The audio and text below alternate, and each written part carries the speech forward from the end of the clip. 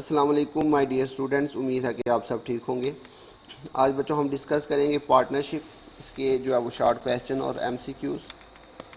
सबसे पहले हम देखते हैं पार्टनरशिप क्या होता है बच्चों। When two or more than 2 person run a business it is called partnership. ये बच्चों जब भी दो या दो से ज़्यादा लोग मिलकर किसी बिजनेस को रन करते हैं उसको बच्चों पार्टनरशिप कहते हैं। बिल्कुल सिंपल सी डेफिनेशन है इसकी। बिजनेस की हमने बच्चों 3 टाइप्स पढ़ी थी, सोल प्रोप्राइटरशिप, पार्टनरशिप और जॉइंट स्टॉक कंपनी। तो उनमें से बच्चों ये सेकंड टाइप है हमारे पास पार्टनरशिप। उसके बाद जी व्हाट इज़ को ownership. When a property is owned by 2 और more person not for business purpose is called को ऑनरशिप। ऐसे बच्चों को ऑनरशिप में क्या होता है, कोई भी प्रॉपर्टी, कोई ज़मीन है, कोई दुकान है जिसके 2 मालिक हैं या 2 से ज़्यादा मालिक हो सकते हैं, लेकिन बच्चों उसके लिए ज़रूरी नहीं कि वो बिज़नेस के लिए जो है उसमें आपस में जो है वो इकट्ठे हुए हैं। तो अगर वो किसी प्रॉपर्टी के 2 या 2 से ज़्यादा मालिक हैं तो बच्चों वो को ऑनरशिप कहलाएगी। जबकि पार्टनरशिप के अंदर बच्चों जब 2 या 2 से ज़्यादा लोग आपस में मिलते हैं तो वो किसी बिज़नेस के लिए आपस में मिलते हैं।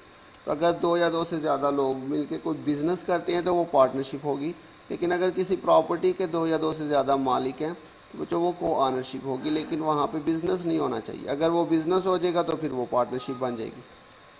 इन दोनों में बच्चों यही डिफरेंस है कि पार्टनरशिप के अंदर जो लोग आपस में मिलते हैं वो फॉर बिजनेस पर्पस, जबकि को ऑनरशिप के अंदर जो आपस में लोग मिलते हैं किसी प्रॉपर्टी को ख़रीदते हैं मिलके, या बच्चों जैसे कि फॉर एग्जांपल 2 भाई हैं तो उनकी जो है वो कंबाइन प्रॉपर्टी है तो वो को ऑनरशिप कहलाएगी।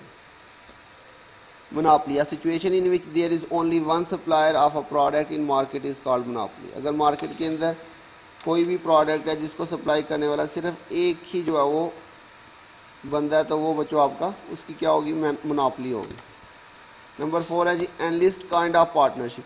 ये पार्टनरशिप की डिफरेंट काइंड है बच्चों, partnership at will, partnership, particular partnership और limited partnership. Partnership agreement, partnership deed, article of partnership. ये क्या होता है बच्चों, पार्टनर्स के दरमियान बच्चों पार्टनरशिप बिजनेस को चलाने के लिए जो एग्रीमेंट होता है उसको हम कहते हैं बच्चों पार्टनरशिप एग्रीमेंट या partnership deed, article of partnership. The agreement among the partners to run a partnership business is called partnership agreement. इसके अंदर वो डिसाइड करते हैं बच्चों कि हर पार्टनर को कितना जो है वो प्रॉफिट मिलेगा, कितनी उसकी सैलरी होगी, क्या ड्यूटीज़ होंगी, वो सारा कुछ इसके अंदर मेंशन होता है।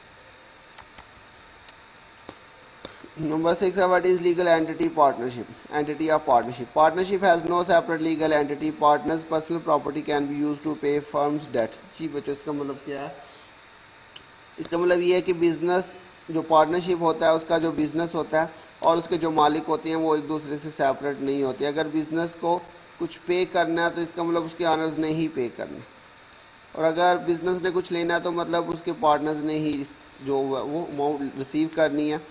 तो अगर बिज़नेस को लॉस हो जाता है, बिज़नेस अपना जो है वो अपने कर्जे वगैरह नहीं अदा कर सकता, वो जो उसके पार्टनर्स होंगे उनकी पर्सनल प्रॉपर्टी भी सेल करके वो कर्जे अदा किए जाएंगे। ये मतलब है कि बिज़नेस और उनके जो मालिकान होते हैं उनकी कोई अलहदा कानूनी हैसियत नहीं होती। Number 7 explain the number of partners in a firm. Minimum 2 partners होते हैं बच्चों और मैक्सिमम 20 मेंबर होंगे ऑर्डनरी बिजनेस के अंदर। लेकिन अगर बैंकिंग बिजनेस करना चाह रहे हैं तो फिर मैक्सिमम जो है वो 10 मेंबर्स हो सकते हैं पार्टनरशिप बिजनेस के अंदर। ये इंपॉर्टेंट एमसीक्यू है, सॉरी डेफिनेशन है, इससे रिलेटेड वो आपसे एमसीक्यूज भी पूछ सकता है। उसके बाद बच्चों who is minor partners. A partner whose age is less than 18 year is called minor partner. He enjoy profit but does not bear losses. जी बच्चों ऐसा पार्टनर जिसकी उम्र 18 साल से कम हो उसको माइनर पार्टनर कहते हैं। उसको प्रॉफिट में तो हिस्सा मिलता है लेकिन लॉस में उसको हिस्सा नहीं मिलता। Major partner, a partner whose age is 18 year और more is called major partner. He enjoy profit and bear losses. ऐसा पार्टनर जिसकी उम्र 18 साल या 18 से ऊपर हो और उसको प्रॉफिट में भी हिस्सा मिलता है और वो लॉस में भी हिस्सेदार होता है, उसको हम कहते हैं बच्चों मेजर पार्टनर। उसके बाद जी senior partner, a partner who invest large capital, his share in profit और loss is more than other partner. जी बच्चों ऐसा पार्टनर जो बिजनेस में बाकी पार्टनर के मुकाबले में ज़्यादा इन्वेस्ट करता है और उसका प्रॉफिट एंड लॉस में हिस्सा भी ज़्यादा होता है।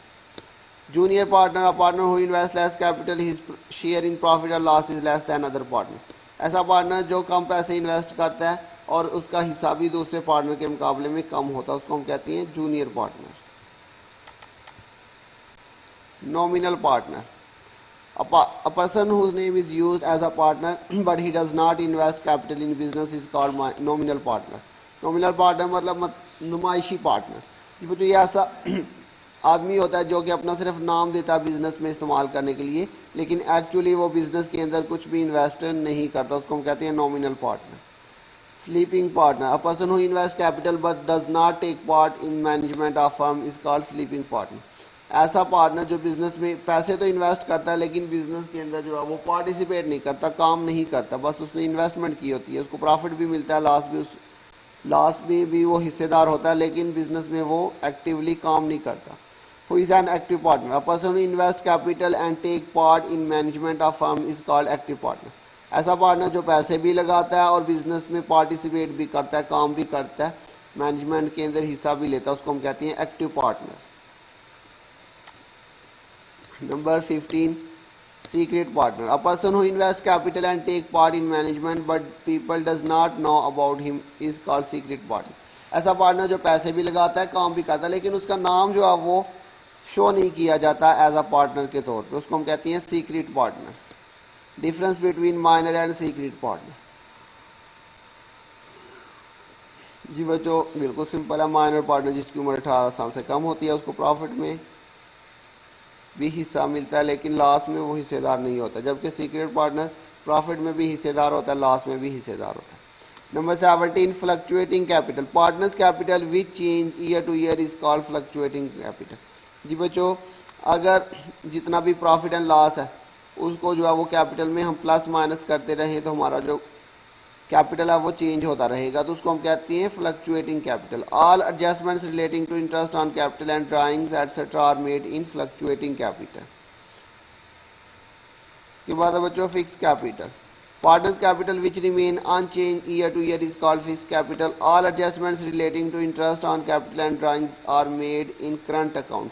बच्चों, अगर हमारा कैपिटल फिक्स्ड होगा तो उस सूरत में जितनी भी इंटरेस्ट या ड्राइंग की एडजस्टमेंट्स है वो हम उसको अलहदा से एक अकाउंट के अंदर रिकॉर्ड करेंगे जिसे हम करंट अकाउंट कहते हैं, तो इस सूरत में हमारा जो कैपिटल है वो बच्चों फिक्स रहेगा। उसके बाद है जी normal profit, the normal profit is calculated by multiplying average capital by expected rate. जी बच्चों, हमारा जो एवरेज कैपिटल होता है बिजनेस के अंदर, हमने कैपिटल इन्वेस्ट किया था, उसको एक एक्सपेक्टेड रेट, मतलब हम कहते हैं जी हमें 10% प्रॉफिट होगा, तो ये हमारा एक्सपेक्टेड रेट है, तो एवरेज कैपिटल के ऊपर आप एक्सपेक्टेड रेट लें तो आपका नॉर्मल प्रॉफिट आएगा। Super profit, excess of actual profit over normal profit is called super profit. जी बच्चों, सुपर प्रॉफिट क्या होता है? फॉर एग्जांपल हमने कहा, जैसे हमने यहाँ पे कैलकुलेट किया नॉर्मल प्रॉफिट, तो हमारा नॉर्मल प्रॉफिट आ गया 1 लाख, लेकिन जब हमें एक्चुअल प्रॉफिट हुआ तो वो हो गया 1,20,000। तो बच्चों ये देखो क्या लिखा हुआ जी, एक्चुअल प्रॉफिट 1,20 फॉर एग्जांपल और नॉर्मल प्रॉफिट 1 लाख था, तो जितना नॉर्मल प्रॉफिट से ऊपर होगा बच्चों वो हमारा सुपर प्रॉफिट होगा। लिखा excess of actual profit over normal profit is called super profit.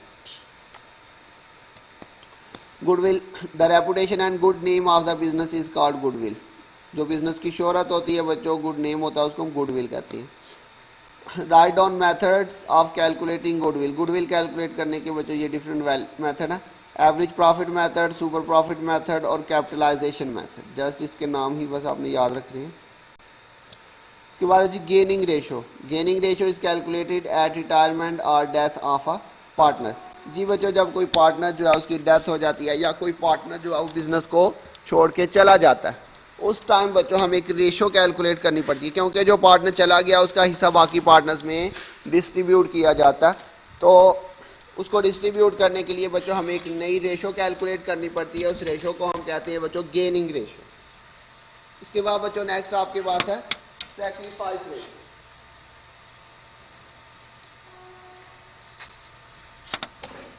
Sacrifice ratio के अंदर बच्चों हम क्या करते हैं, sacrifice ratio is calculated on admission of a partner. Sacrifice का मतलब होता है कुर्बानी देना, तो बच्चों जब कोई नया पार्टनर बिजनेस में एंटर होता है तो ओल्ड पार्टनर को अपना हिस्सा थोड़ा सा छोड़ना पड़ जाता है, सैक्रिफाई करना पड़ जाता है।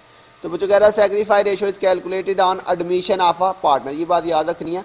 गेनिंग रेशो का आप कैलकुलेट करते हैं जब कोई पार्टनर बिजनेस को छोड़ के चला जाता है या उसकी डेथ हो जाती है, उस सूरत में हम गेनिंग रेशो निकालेंगे और उसका फार्मूला बच्चों क्या होगा, new share minus old share, ये गेनिंग रेशो का फार्मूला। और सैक्रिफाइस रेशो का फार्मूला बच्चों लिखा हुआ है जी old share minus new share, उसके उल्टा, और ये at a time of admission of partner जो है ये कैलकुलेट किया जाता है। ये बच्चों आपसे एमसीक्यूज में भी पूछेगा। उसके बाद बच्चों dissolution of firm, when agreement is terminated and firm is closed it is called dissolution of firm. जी वो जो पार्टनरशिप के अंदर पार्टनर्स के दरमियान अगर जो एग्रीमेंट हुआ था वो ख़त्म कर दिया जाए और फर्म क्लोज कर दी जाए, बिजनेस ख़त्म कर दिया जाए, तो वो कहलाएगा dissolution of firm. Dissolution of partnership when agreement is terminated but firm is not close it is called dissolution of partnership. जी बच्चों सम टाइम पार्टनर क्या करते हैं, वो अपने एग्रीमेंट को ख़त्म करके एक नए सिरे से नया एग्रीमेंट कर लेते हैं। तो बच्चों अगर वो जस्ट एग्रीमेंट ख़त्म करके एक नया एग्रीमेंट कर लें तो वो आपका कहलाएगा डिसोल्यूशन ऑफ पार्टनरशिप। लेकिन अगर वो एग्रीमेंट ख़त्म कर दे और फर्म भी क्लोज कर दे तो वो कहलाएगी dissolution of firm. Distinction between dissolution of firm and dissolution of partnership. जी बच्चों दोनों में क्या फ़र्क है वही अभी हमने ऊपर डिस्कस किया।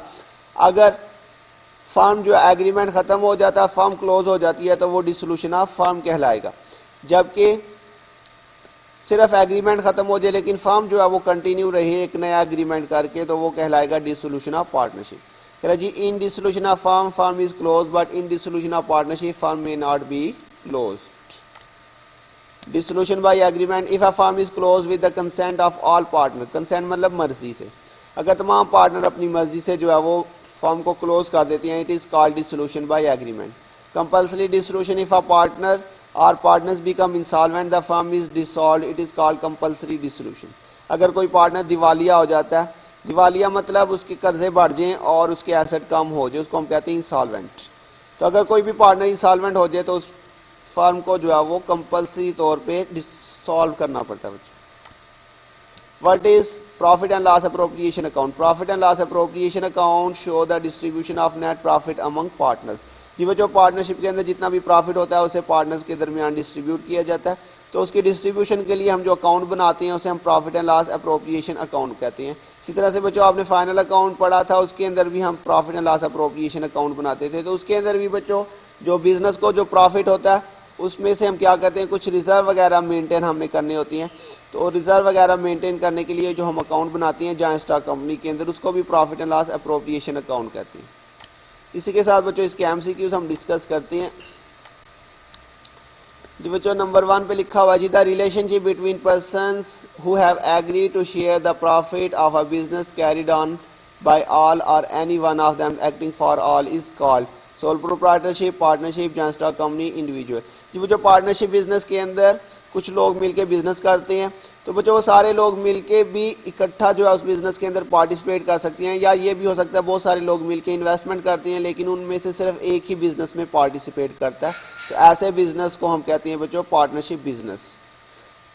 Partnership act is 1932, 1912, 1962, 1984। जी बच्चों पार्टनरशिप बिजनेस को मैनेज करने के लिए जो एक्ट है वो है जी partnership act 1932।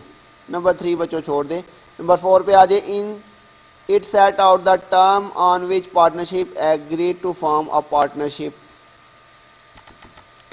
Partnership agreement, partnership deed A and B, none of these। जी बच्चों पार्टनरशिप एग्रीमेंट, पार्टनरशिप डीड एक ही बात है, ये हमने डेफिनेशन भी पढ़ी थी। पार्टनरशिप एग्रीमेंट के अंदर मैंने आपको बताया कि पार्टनरशिप बिजनेस को चलाने के लिए जो रूल्स होती हैं, टर्म्स एंड कंडीशंस होती हैं, वो उसके अंदर जो है वो सेट की जाती हैं। तो कह रहे it set out the terms on which partners agree to form a partnership. तो वो टर्म्स एंड कंडीशन जिसकी बेस पे पार्टनर जो है वो मिलके पार्टनरशिप बिजनेस को फॉर्म करते हैं, बनाते हैं, उसको हम क्या कहते हैं पार्टनरशिप एग्रीमेंट या पार्टनरशिप डीड।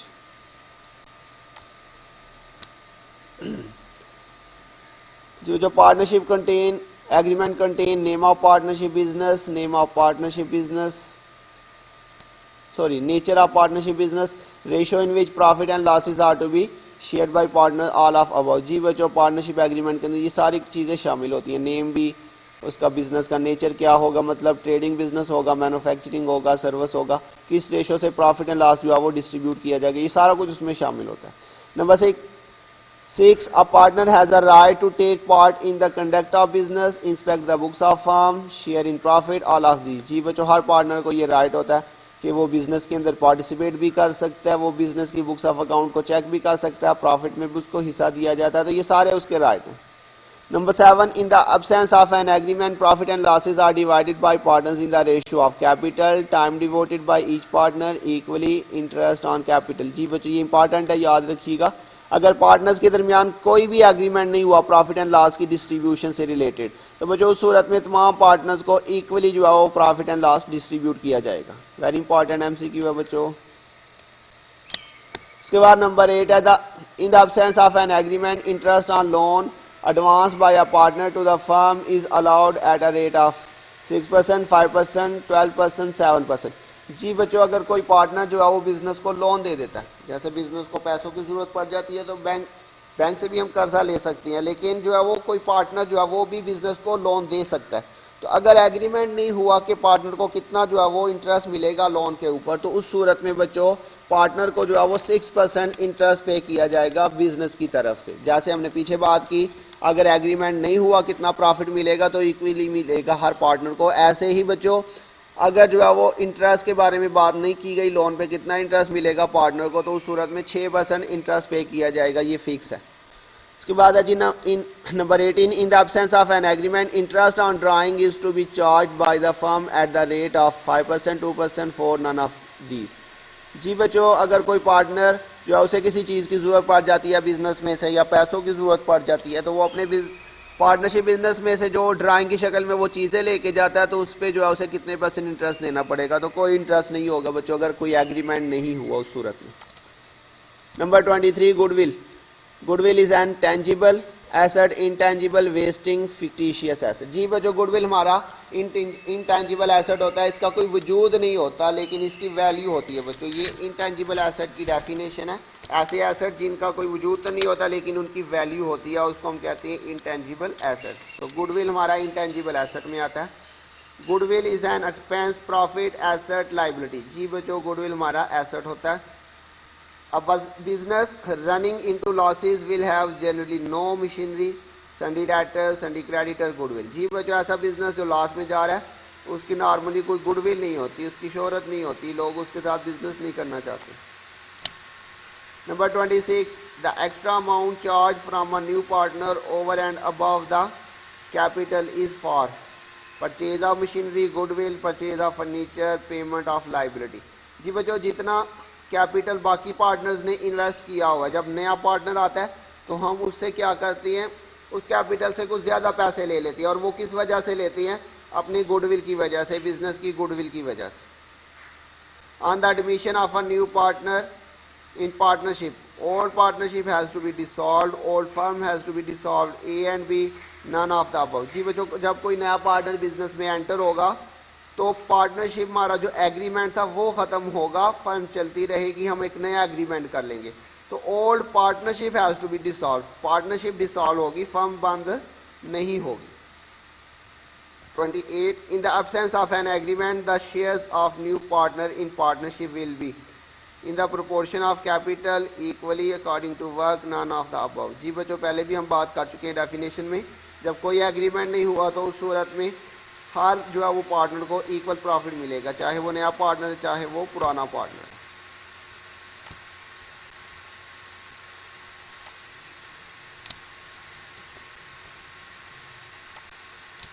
है। Sacrifice ratio is equal to old plus new, old minus new, new minus old, new plus old. जी बच्चों, ये हमने अभी पीछे डिस्कस किया सैक्रिफाई रेशियो डेफिनेशन के अंदर भी। तो जब भी कोई नया पार्टनर बिजनेस में एंटर होता है उस टाइम हम सैक्रिफाई रेशियो कैलकुलेट करते हैं, और उसका फॉर्मूला था old ratio minus new ratio. Number 23 है the amount payable to retiring partners is shown in the balance sheet of partnership as a capital, loan, asset, investment. जी बच्चों, कोई पार्टनर जो है वो बिजनेस में से छोड़ के चला गया लेकिन आपने अभी तक उसके पैसे वापस नहीं किए, तो जितने उसके पैसे आपके पास हैं वो बैलेंस शीट में लोन के तौर पे शो होंगे जब तक आप उसको वापस नहीं कर देते।